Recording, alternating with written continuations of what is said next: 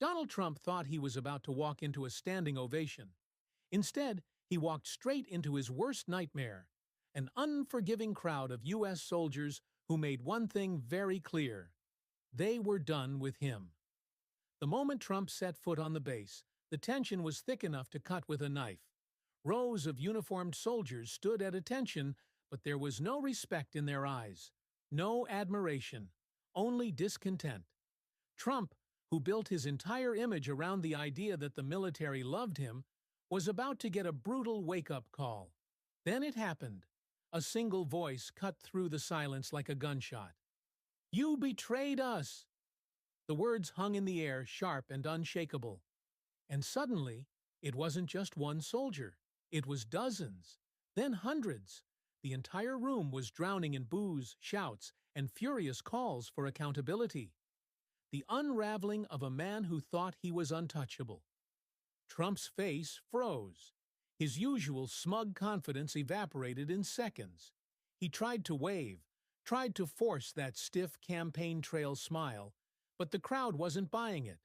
This wasn't some MAGA rally packed with adoring fans. This was the real military, the men and women who serve this country, who sacrifice, who remember. And they hadn't forgotten how Trump treated them.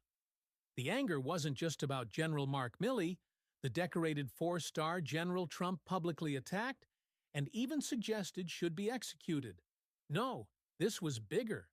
This was about years of disrespect. The time Trump called fallen soldiers suckers and losers. The time he dodged the draft while real men fought and died. The time he abandoned allies on the battlefield. The time he refused to visit a cemetery for fallen soldiers because it was too rainy.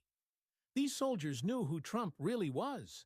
And today, they told him to his face. Trump tries to escape, but the damage is done. As the shouts grew louder, Trump's security moved in. His face twisted in frustration. He hated this, hated being challenged, hated not being in control. And so, he did what he always does. He ran, just like he dodged the draft, just like he dodged responsibility for January 6th, just like he dodges blame for everything that goes wrong. The footage is already everywhere.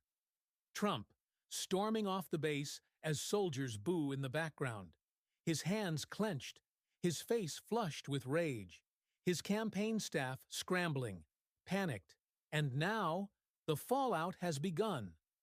MAGA world in full-blown meltdown. Trump's most loyal supporters are scrambling to spin the